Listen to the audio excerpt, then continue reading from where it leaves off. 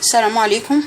هعمل النهارده كومبوت خوخ، او لو انت عايزه تعملي كومبوت او عايزه تعمليه عصير. ده كل ده التجهيزات لشهر رمضان.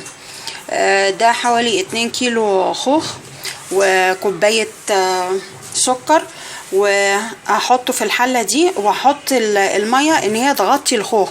والخوخ انا ده هسلقه وهو صحيح، وبعد كده هوريهولك. كده انا عملت لحضراتكم الخوخ.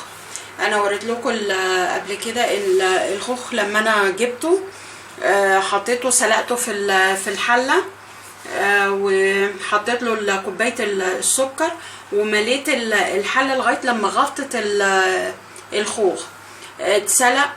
وبعد كده فصصته من البذره بتاعته وقطعته نصاص. ده كده ده حضراتكم اللي هو الكومبوت اهو.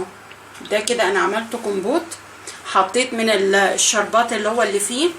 وهنا انا عملته عصير ده، بس هنا العصير انا غليت شويه كركديه عشان يدي اللون، لان الخوخ مش هيديكي اللون، مش هيبقى لون كويس قوي يعني. انا كده غليت شويه كركديه وحطيتهم عليه، وتحطي معاهم بردك شويه سكر اللي هو بتاع العصير، وبتحطي معاه اقولك نص معلقه صغيره فانيليا، بتدي طعم جميل قوي وريحه حلوه في العصير.